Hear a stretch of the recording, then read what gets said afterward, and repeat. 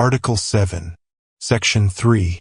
There shall be a Vice President who shall have the same qualifications and term of office and be elected with and in the same manner as the President.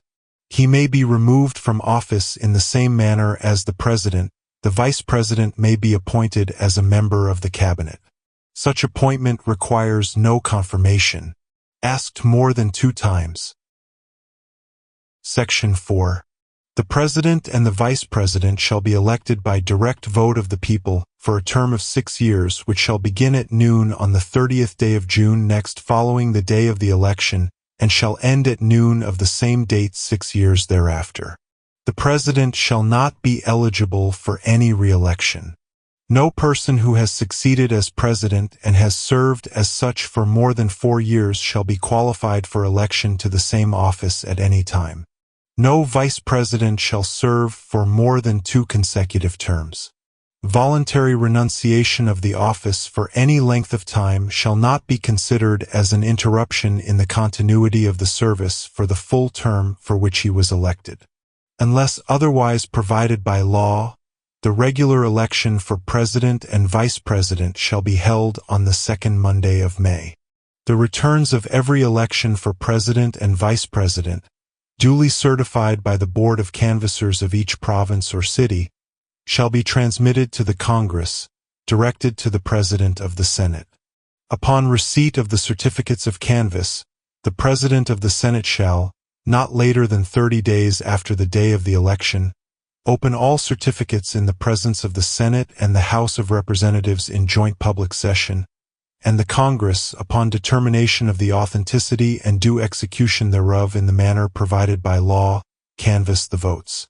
The person having the highest number of votes shall be proclaimed elected, but in case 2 or more shall have an equal and highest number of votes, one of them shall forthwith be chosen by the vote of a majority of all the members of both houses of the Congress, voting separately.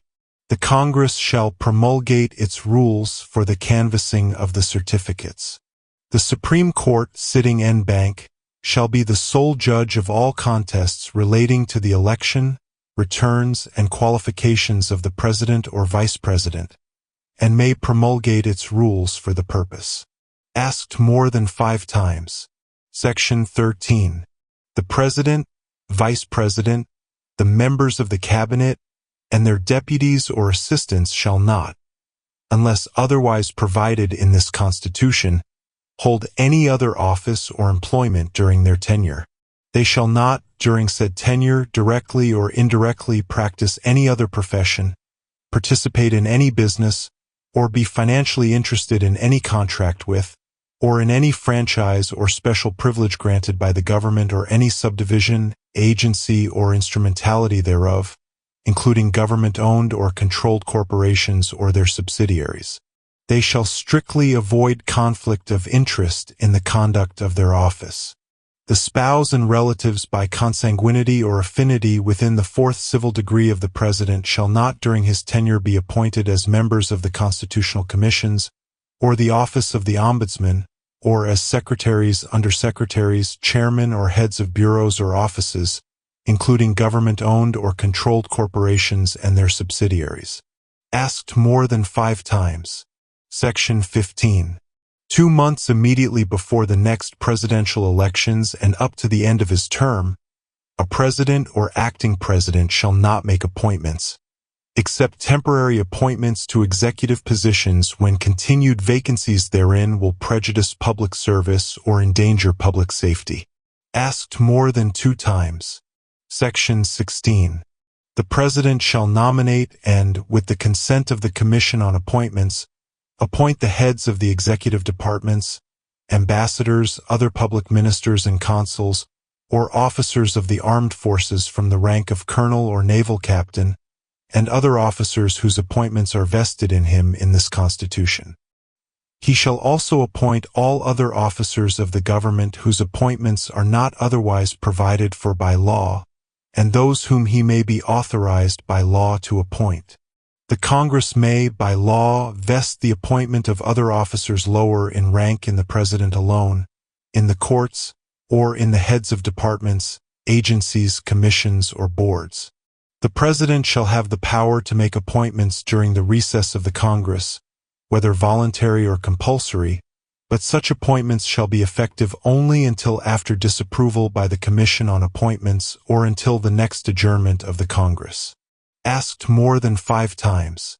Section 17. The President shall have control of all the executive departments, bureaus, and offices. He shall ensure that the laws be faithfully executed. Asked more than 5 times. Section 18. The President shall be the Commander-in-Chief of all armed forces of the Philippines, and whenever it becomes necessary, he may call out such armed forces to prevent or suppress lawless violence, invasion, or rebellion. In case of invasion or rebellion, when the public safety requires it, he may, for a period not exceeding 60 days, suspend the privilege of the writ of habeas corpus or place the Philippines or any part thereof under martial law. Within 48 hours from the proclamation of martial law or the suspension of the privilege of the writ of habeas corpus, the President shall submit a report in person or in writing to the Congress. The Congress, voting jointly, by a vote of at least a majority of all its members in regular or special session, may revoke such proclamation or suspension, which revocation shall not be set aside by the President. Upon the initiative of the President, the Congress may, in the same manner, extend such proclamation or suspension for a period to be determined by the Congress.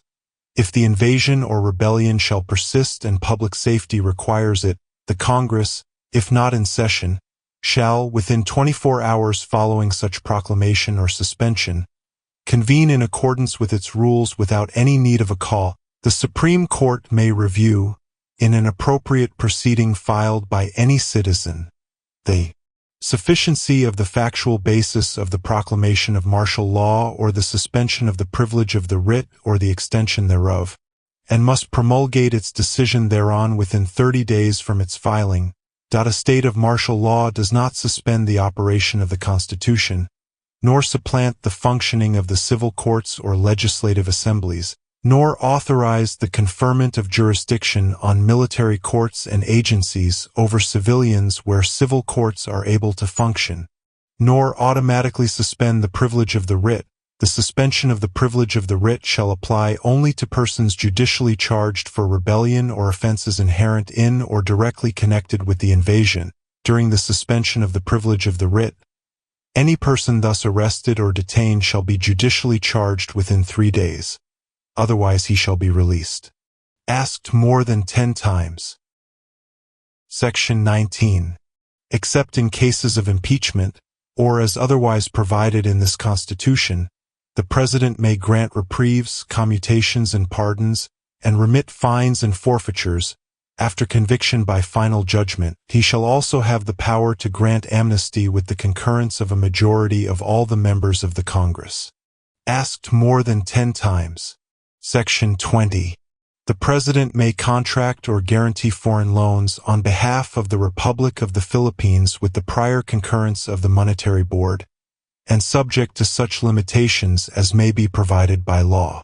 The Monetary Board shall, within 30 days from the end of every quarter of the calendar year, submit to the Congress a complete report of its decisions on applications for loans to be contracted or guaranteed by the government or government-owned and controlled corporations which would have the effect of increasing the foreign debt, and containing other matters as may be provided by law. Asked more than 2 times. Section 21. No treaty or international agreement shall be valid and effective unless concurred in by at least 2/3 of all the members of the Senate. Asked more than 10 times. Section 1. The judicial power shall be vested in one Supreme Court, and in such lower courts as may be established by law. Judicial power includes the duty of the courts of justice to settle actual controversies involving rights which are legally demandable and enforceable, and to determine whether or not there has been a grave abuse of discretion amounting to lack or excess of jurisdiction on the part of any branch or instrumentality of the government. Asked more than 10 times. Section 3. The judiciary shall enjoy fiscal autonomy. Appropriations for the judiciary may not be reduced by the legislature below the amount appropriated for the previous year and, after approval, shall be automatically and regularly released. Asked more than 5 times. Section 4. 1. The Supreme Court shall be composed of a Chief Justice and 14 Associate Justices. It may sit en banc or in its discretion, in divisions of 3, 5, or 7 members. Any vacancy shall be filled within 90 days from the occurrence thereof. 2. All cases involving the constitutionality of a treaty, international or executive agreement, or law, which shall be heard by the Supreme Court en banc, and all other cases which under the rules of court are required to be heard en banc, including those involving the constitutionality, application or operation of presidential decrees, proclamations, orders, instructions, ordinances, and other regulations, shall be decided with the concurrence of a majority of the members who actually took part in the deliberations on the issues in the case and voted thereon. 3. Cases or matters heard by a division shall be decided or resolved with the concurrence of a majority of the members who actually took part in the deliberations on the issues in the case and voted thereon, and in no case without the concurrence of at least 3 of such members. When the required number is not obtained, the case shall be decided en banc, provided that no doctrine or principle of law laid down by the court in a decision rendered en banc or in division may be modified or reversed except by the court sitting en banc. Asked more than 5 times. The Supreme Court shall have the following powers. 1. Exercise original jurisdiction over cases affecting ambassadors, other public ministers and consuls, and over petitions for certiorari, prohibition, mandamus, quo warranto, and habeas corpus. 2. Review, revise, reverse, modify, or affirm on appeal or certiorari, as the law or the rules of court may provide, final judgments and orders of lower courts in all cases in which the constitutionality or validity of any treaty, international or executive agreement, law, presidential decree, proclamation, order, instruction, ordinance, or regulation is in question. B. All cases involving the legality of any tax, impost, assessment, or toll, or any penalty imposed in relation thereto. C. All cases in which the jurisdiction of any lower court is in issue. D. All criminal cases in which the penalty imposed is reclusion perpetua or higher. E. All cases in which only an error or question of law is involved. 3. Assign temporarily judges of lower courts to other stations as public interest may require. Such temporary assignment shall not exceed 6 months without the consent of the judge concerned. 4. Order a change of venue or place of trial to avoid a miscarriage of justice. 5. Promulgate rules concerning the protection and enforcement of constitutional rights, pleading, practice, and procedure in all courts, the admission to the practice of law, the integrated bar, and legal assistance to the underprivileged. Such rules shall provide a simplified and inexpensive procedure for the speedy disposition of cases, shall be uniform for all courts of the same grade, and shall not diminish, increase, or modify substantive rights. Rules of procedure of special courts and quasi-judicial bodies shall remain effective unless disapproved by the Supreme Court. 6. Appoint all officials and employees of the judiciary in accordance with the civil service law. Asked more than 10 times. Section 9. The members of the Supreme Court and judges of lower courts shall be appointed by the President from a list of at least 3 nominees prepared by the Judicial and Bar Council for every vacancy. Such appointments need no confirmation. For the lower courts, the President shall issue the appointments within 90 days from the submission of the list. Asked more than 2 times. Article 9. Common Provisions. Section 2. No member of a constitutional commission shall, during his tenure, hold any other office or employment. Neither shall he engage in the practice of any profession or in the active management or control of any business which in any way be affected by the functions of his office, nor shall he be financially interested, directly or indirectly, in any contract with, or in any franchise or privilege granted by the government, any of its subdivisions, agencies, or instrumentalities, including government-owned or controlled corporations or their subsidiaries. Asked more than 5 times. Section 5. The Commission shall enjoy fiscal autonomy. Their approved annual appropriations shall be automatically and regularly released. Asked more than 5 times. B. The Civil Service Commission. Section 1. 1. The civil service shall be administered by the Civil Service Commission, composed of a chairman and 2 commissioners who shall be natural-born citizens of the Philippines and, at the time of their appointment, at least 35 years of age, with proven capacity for public administration, and must not have been candidates for any elective position in the elections immediately preceding their appointment. 2. The chairman and the commissioners shall be appointed by the President with the consent of the Commission on Appointments for a term of 7 years without reappointment. Of those first appointed, the chairman shall hold office for 7 years, a commissioner for 5 years, and another commissioner for 3 years without reappointment.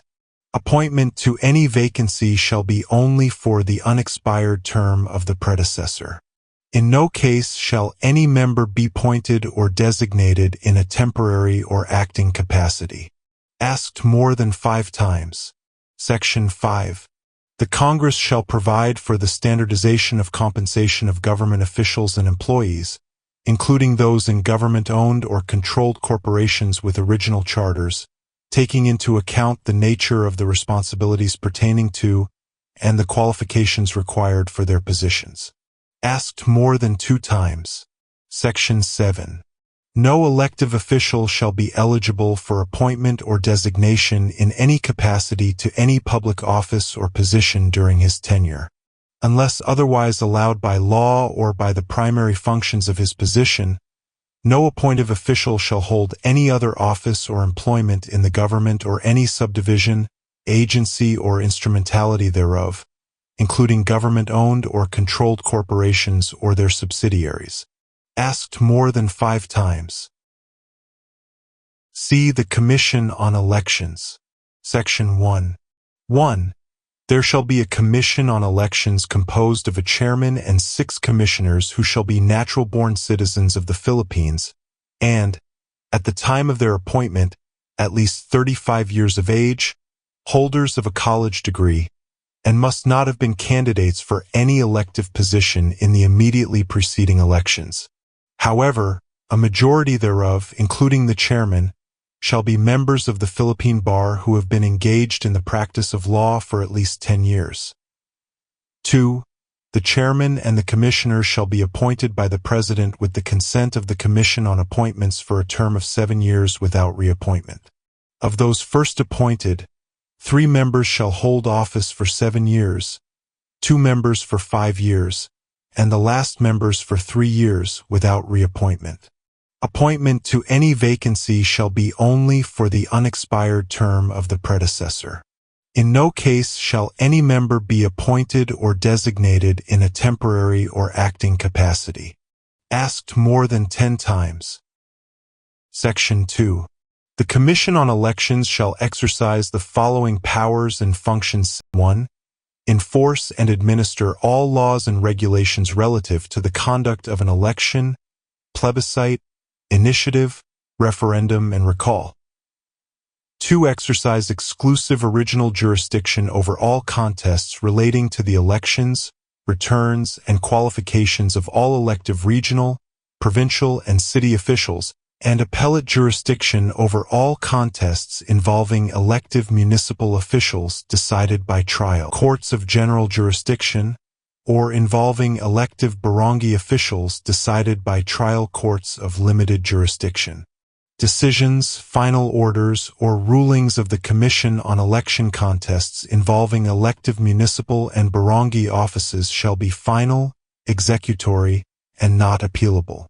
3. Decide, except those involving the right to vote, all questions affecting elections, including determination of the number and location of polling places, appointment of election officials and inspectors, and registration of voters.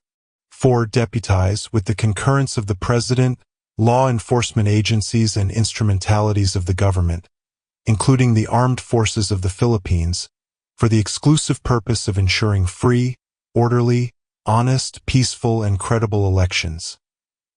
5. Register, after sufficient publication, political parties, organizations, or coalitions which, in addition to other requirements, must present their platform or program of government, and accredit citizens' arms of the Commission on Elections. Religious denominations and sects shall not be registered. Those which seek to achieve their goals through violence or unlawful means, or refuse to uphold and adhere to this Constitution, or which are supported by any foreign government shall likewise be refused registration. Financial contributions from foreign governments and their agencies to political parties, organizations, coalitions, or candidates related to elections constitute interference in national affairs, and, when accepted, shall be an additional ground for the cancellation of their registration with the Commission, in addition to other penalties that may be prescribed by law.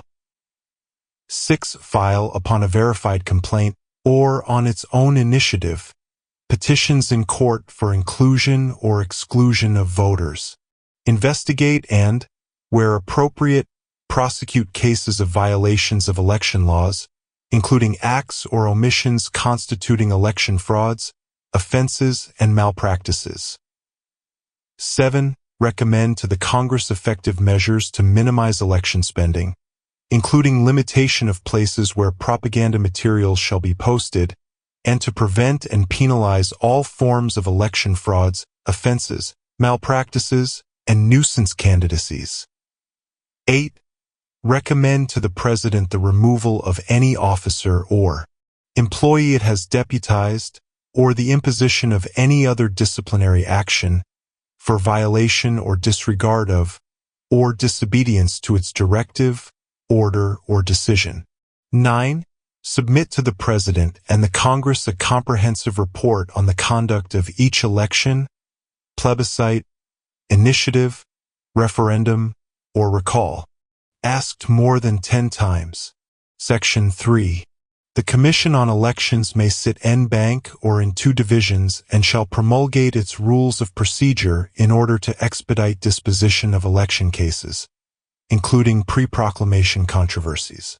All such election cases shall be heard and decided in division, provided that motions for reconsideration of decisions shall be decided by the Commission en banc, asked more than 2 times.